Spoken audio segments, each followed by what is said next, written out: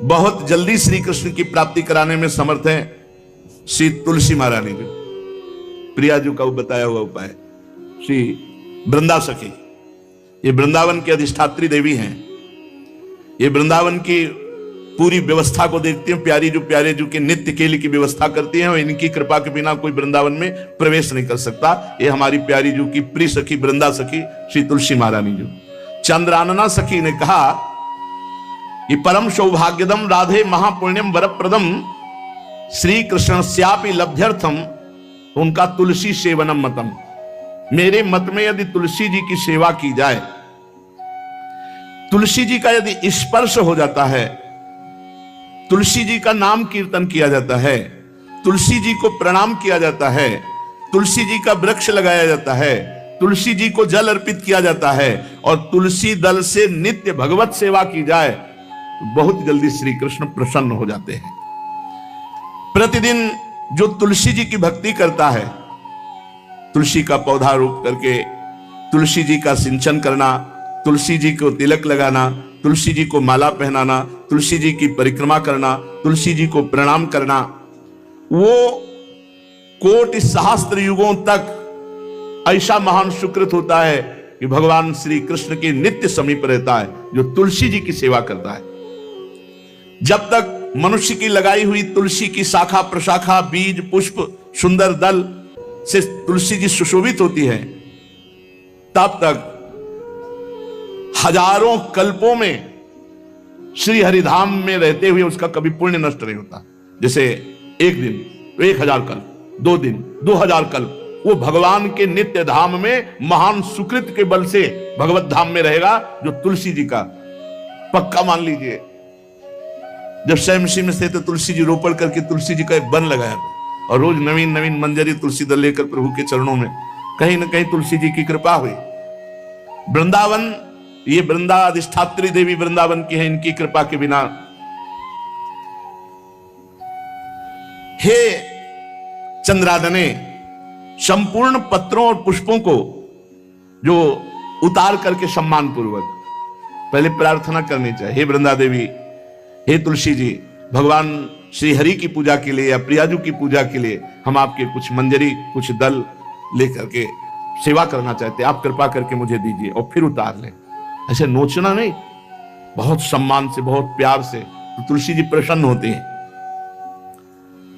जो मनुष्य तुलसी दल से श्री हरि की पूजा करता है, कोई भी पाप उसका स्पर्श नहीं कर सकता।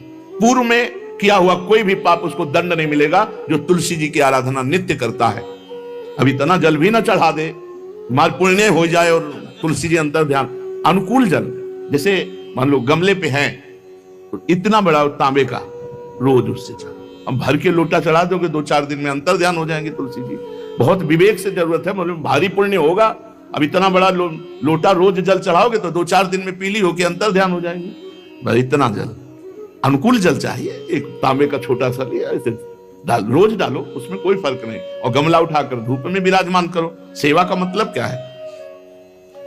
जो तुलसी जी को जल अर्पित करके तुलसी जी की सेवा करता है, हरि चिंतन करता, कभी कोई पाप उसका स्पर्श नहीं कर सकता। 100 भार सोना, 400 भार चांदी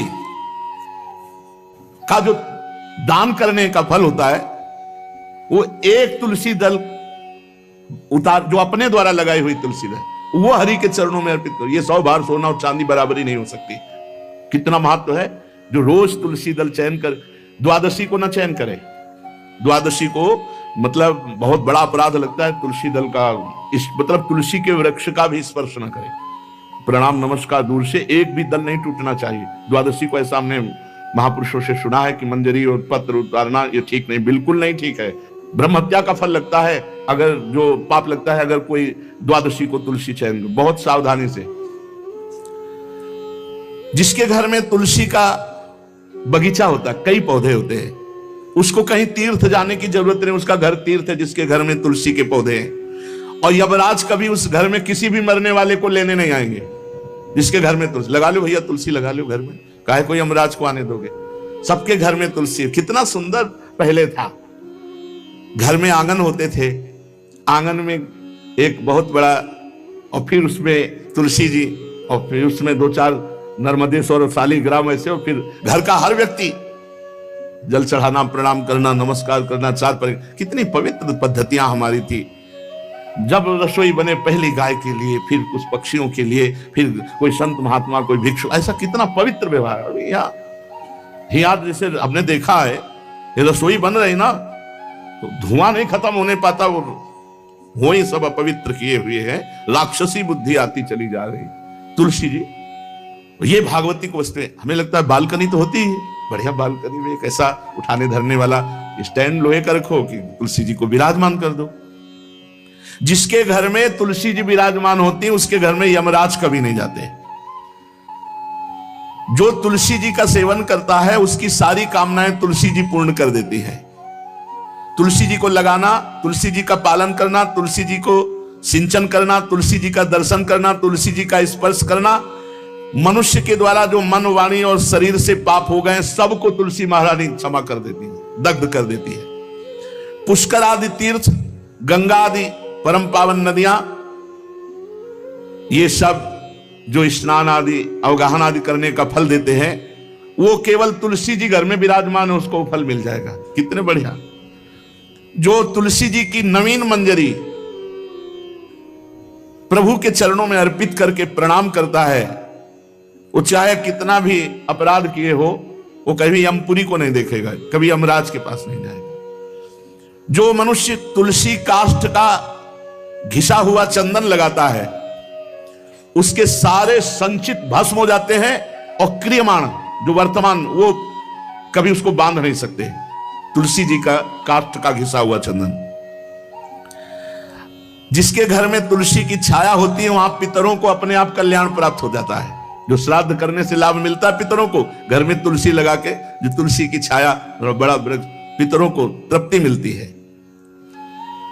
चतुर्भुज ब्रह्मा जी सारंग धनवा श्री हरि के महामहिम स्वरूप की अनुभूति करने के लिए भी कहा है कि तुलसी जी का महान महात्म्य, अगर तुलसी जी का सेवन करे तो भगवान श्री हरि की महिमा को जान जाएगा। स्त्री हो या पुरुष, पुरुष नपुंसक नारीवा जीव चराचर कोय, सर्व भाव भज कपट तज मोहि परम प्रिय सोय।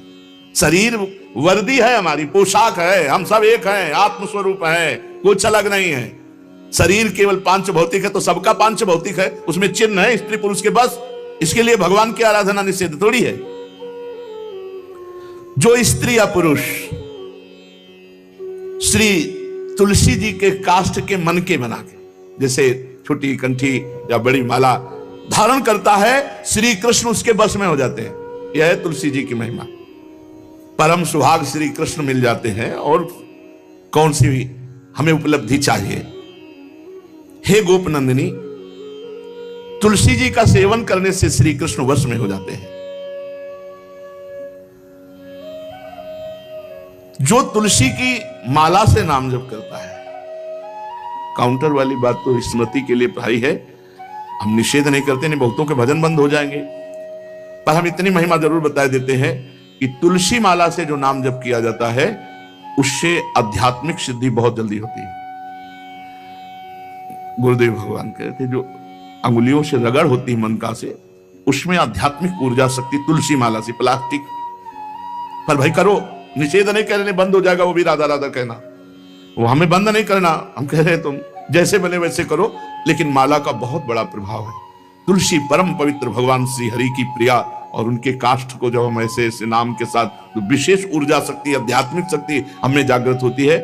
हो सके जिनको ऐसा बन सके तो छोटी एक वो आती है सुमिरनी, उसको रख लो, अपनी जेब में रख लो, उससे करो। और नहीं है तो भैया तुम इसी से करो, नाम जप करो। भाव को भाव न खालसो, नाम जपत मंगल दिस दसो। सुंदर सुंदर तुलसी जी के वृक्षों के समीप बैठ करके जो अनुष्ठान किया जाए वो बहुत लाभदायक। श्रीमद् भागवत का, गोपाल सहस्त्र नाम का कोई भी पाठ तुलसी जी के समीप विराजमान करके किया जाए। आचार्य को बुला करके तुलसी पूजन करना चाहिए। विविध प्रकार के अनुष्ठान, अरे तभी तो सब मंगल होता है।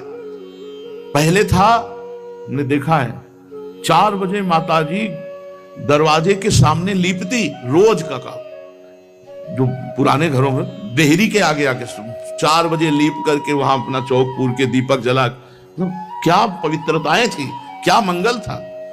जब किसी को निमंत्रण दिया जाता था सबके पैर धोए जाते थे, सुंदर बिछौना बिछा करके और उसमें बैठकर पत्तल और रज के सकोरा कुल्हड़ ऐसे भोजन पाया। कितना पवित्रता, जो हमारी पूर्व पवित्रता थी, धोती कुर्ता चोटी पवित्रता। मान लो अगर बाहर जा रहे तो पैजामा कुर्ता, ऐसे बहुत पवित्र पोशाकें थी, पवित्र आचरण थे, पवित्र खान पान था। घर में जाओ तो एक पवित्रता, एक किसी भी घर में ऐसा नहीं था कि देव मूर्ति न विराजमान हो, किसी भी घर में ऐसा नहीं था तुलसी जी विराजमान न हो, 1-2 गाय जरूर होती थी, पवित्रता। अब तो बड़ा विचित्र, ये भारतीय गौएं जो श्वेत रंग की, जो अरुण रंग की, जो सींग वाली हैं, वो उनका आप दुग्ध देखिए, दूकर रख दीजिए, स्वर्णिम कांति छाई मिलेगी।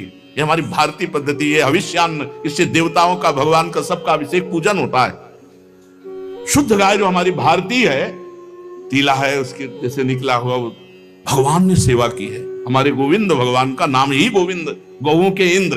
भगवान सुबह से निकल जाते थे, शाम तक गौओं को चराते थे। बड़ा असत्य और सत्य का विवेक होने पर साधक को संसार की तरफ से वैराग्य होने लगता है और उसका भजन पुष्ट होने लगता है। और जहां भजन पुष्ट हुआ तो नित्य निरंतर अपने चित्त में भगवान वासुदेव को देखने लगता। चित्त के अधिष्ठात्र देवता भगवान श्री कृष्ण है, वासुदेव। जब चित्त शुद्ध हो जाता है, उसकी पहचान है, न कोई अपना लगता है, न कोई पराया लगता है, सब भगवत स्वरूप लगते हैं। अपना पराया का भेद मिट जाता है। जब चित्त शुद्ध होता है तो किसी भी पदार्थ के भोगने की इच्छा उसमें नहीं रह जाती। जब चित्त शुद्ध होता है तो उसका अनुराग केवल परमात्मा और महात्मा में होता है, पूरे संसार में कहीं होता ही नहीं।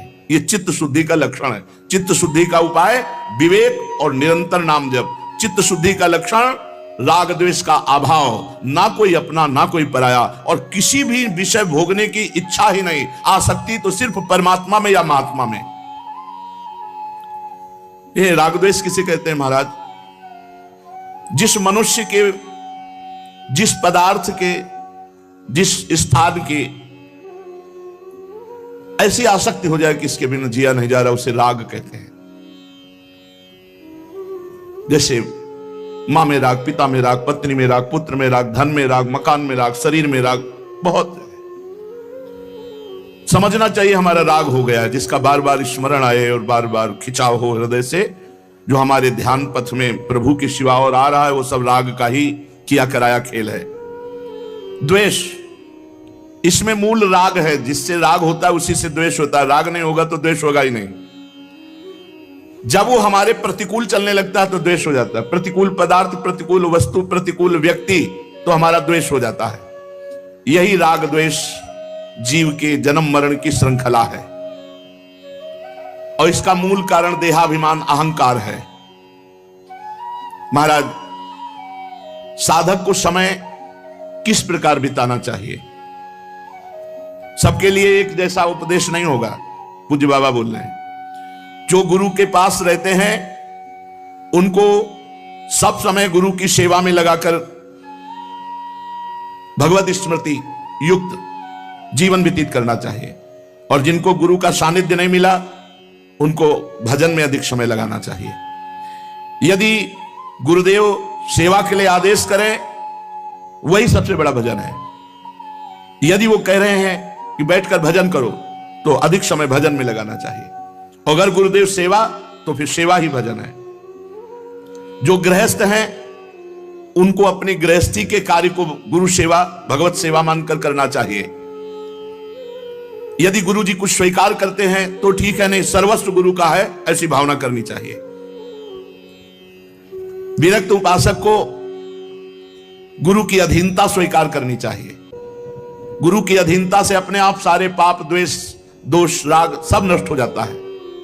सबको यह तो ध्यान रखना है कि भगवती जो हमारी परम करुणामयी स्मृति स्वरूपा है, वो हमारे दिमाग में छाई रहे। महान तेजोमय निकुंज देवी श्री स्वामिनी महामहिमामयी महारानी लाडली जो भगवती स्मृति ऐसी कृपा करें कि ये हमारी स्मृति में ही बस जाए, कभी स्मृति से दूर ना हो, चाहे हम सेवा परायण हो या एकांत बैठे हो। महाराज भगवान तो हमें दिखते नहीं, तो उनसे प्यार कैसे हो, उनकी शरण कैसे हो? भगवान तुम्हें दिखते नहीं? बड़े आश्चर्य की बात है, ये सब भगवान ही तो है। पूज्य बाबा, अब उनकी ब्रह्ममयी दृष्टि है। चलो, भगवान नहीं दिखते तो भगवान का नाम, भगवान की महिमा, भगवान के भक्त ये तो दिख रहे हैं, आप इनकी बात मानो, नाम जप करो, भगवान की लीला गुण गाओ, जैसे आदेश होता है वैसे सिद्धांत से चलो, भगवान दिखाई देने लगेंगे। जब तुम्हारे हृदय में शांति, आनंद, किसी के प्रति कोई भी द्वेष नहीं, तो जान लो अब भगवान प्रकाशित होने वाले हैं हृदय में। आनंद भगवान का स्वरूप है, शांति भगवान का, शांताकारम, जो आनंद सिंधु सुख राशि। जो भगवान को देखा नहीं और भगवान की शरण होकर नाम जप करते हैं, भगवान बहुत रीझ जाते हैं उनसे, वो तो देख ही रहे ना। महाराज जी, आप बार बार भजन की बात करते हैं, भजन में तो नींद आ जाती है, फिर क्या करें? माला छूट जाती है भजन में। ऐसे बैठे रहो, प्रपंच सोचते रहो, नींद नहीं आएगी। 3 घंटा फिल्म देखते रहो, नींद नहीं आएगी। पता नहीं कैसा तमोगुण का प्रभाव है। बाबा कहते हैं कि जब नाम जप करने में नींद आने लगे तो जोर जोर से कीर्तन करने लगो। ये एकांत में करना चाहिए, सामूहिक जहां वास हो वहां नहीं करना चाहिए। नहीं पता चले कल मंजीरा लेके 12 बजे से शुरू हो गए तो साधक जो दिनचर्या में है उनको परेशान, मान लो बगल वाले कमरा वाला ध्यान साधक कर रहा है तो फिर आपका अपराध बन जाएगा। यदि आप मंजीरा लेके कीर्तन कर रहे हैं और उसके ध्यान में विक्षेप हो रहा तो अपराध बन जाएगा। इसलिए जो भी साधना करो वो ऐसी करो कि दूसरे साधकों को विक्षेप ना पड़े, अपने कमरे के बाहर आवाज ना जाए। दूसरा उपाय, खड़े होकर जप करो। ये बहुत बढ़िया उपाय है। इस नींद रूपी दुश्मन से लड़ो। ये खड़े होकर भजन करने का अभ्यास गायत्री अनुष्ठान में, नैष्ठिक ब्रह्मचर्य में, क्यों नई अवस्था में नींद ज्यादा सताती है। तो झोपड़ी थी तो खड़े होकर ऐसे झोपड़ी का ऊपर एक रस्सी ऐसे डाल लिए थे और ऐसे पकड़ लेते, कभी एक पैर के बल खड़े हैं, कभी बाएं पैर, फिर उठा लिया दाएं पैर, और मंत्र में एकाग्रता पूरी जपते हुए। बहुत अच्छा लगता, 5-5, 6-6 घंटे, क्योंकि गायत्री का 24 लाख गायत्री का एक पुरस्चरण होता है। भक्त को चाहिए किसी भी स्थिति में भजन के समय में नींद ना आने पावे। बहुत लड़ना पड़ता है, नींद से बहुत लड़ना पड़ता है, एकदम गुस्सा जाते हैं। जैसे बड़ी सावधानी से जप रहे हैं, पता नहीं कब गोल हो गए, माला छूट गया। जब देखा माला छूट गया तो एकदम गुस्सा, अब पूरा माला गया, अब फिर एक से शुरू करना पड़ा। जैसे मान लो आप 99 मनका पे पहुंच चुके हैं और आपका छूट गया तो अनुष्ठान में नहीं माना जाएगा, फिर वहीं से शुरू करो एक से। ये नहीं कि कहीं से भी पकड़ लो वैसे शुरू करो, ऐसा नहीं। जब अनुष्ठान किया जाता है तो अगर जितने पे छूटा, अब ये काउंटर दिखाने से थोड़ी चलो, काउंटर आज चला है काउंटर में क्या है कि जितना करो उतना छोड़ दो। हमने गुरुदेव भगवान से, ये तो अभी कुछ समय से चला है, ये तो दिखाई नहीं दिया, पहले कभी दिखाई नहीं दिया, अब तो नई रचना है। नहीं तो छोटा माला वो हाँ सुमेरनी जिसे, और बड़ा माला, ये 2 ही थे चलाने के लिए। अब ये काउंटर भगवान की कलयुग महाराज की कृपा से आ गया है कि चलो माला नहीं तो इसको अपना, माला से लोगों को शर्म भी लगती है, पूरा माला डाले ऐसे बोले भगत बनता, इसमें अंगूठी की तरह पहने अपना। बढ़िया है, बढ़िया है, बहुत बढ़िया है। किसी तरह भगवत स्मृति, भगवान नाम जप हो रहा है बहुत, पर इसमें यह सुविधा है कि 50 में छोड़ दिया, छोड़ दिया, माला में नहीं छोड़ सकते। यदि अनुष्ठान चल रहा है तो आप बोल नहीं सकते, छोड़ नहीं सकते। मान लो आप 107 में पहुंच गए और आपने छोड़ दिया तो नहीं माना जाएगा, फिर एक से शुरू करो। अब जैसे आप माला जप रहे हैं गुरु मंत्र की, तो बीच में गुरु मंत्र की माला जपते हुए बोलना नहीं है। जो जैसे 11 माला का अनुष्ठान दिया गया उसमें बोलना नहीं, अगर बोला तो जहां से बोला वो फिर वहां से कैंसिल, फिर वहां से शुरू करो। या फिर उसकी पद्धति है, उस माला को ऐसे करके निकाल के मन का रखो, आचमन करो, भगवान से प्रार्थना करो, अत्यंत आवश्यक होने पर बात करो, फिर प्रणाम करो, फिर उसके नीचे वाली मनका से, जहां से रखा है नीचे वाली मनका से शुरू कर दो। ऐसे नहीं कि ऐसे खड़े बात कर रहे हैं फिर घुमा रहे हैं, तो क्या फर्क पड़ता है? दिमाग में क्या फर्क पड़ता है? कौन सा परिवर्तन हो रहा है? जो हमारी वैदिक सिद्धांत पद्धति है उसी से लाभ प्राप्त होता है। महाराज, जो नींद है उससे लड़ना पड़ता है। भजन करना बहुत ऊंची बात है, इसलिए हमको खड़े हो जाना पड़े, टहलना पड़े, हमें नाम जप करना, हमें मंत्र जप करना। उस समय नींद नहीं आनी चाहिए। अभ्यास बहुत बड़ी ताकत होती है। आंख मूंद के ठीक लक्ष्य पे गोली मार दे जिसका अभ्यास है, और अपने अभ्यास नहीं किए तो कुछ नहीं होने वाला। अभ्यास योग युक्तेन चेतसा नान्यगामिना। आज भी वही दिनचर्या है जो बाल्यावस्था से गुरुजनों ने सिखाई थी, वैसी दिनचर्या।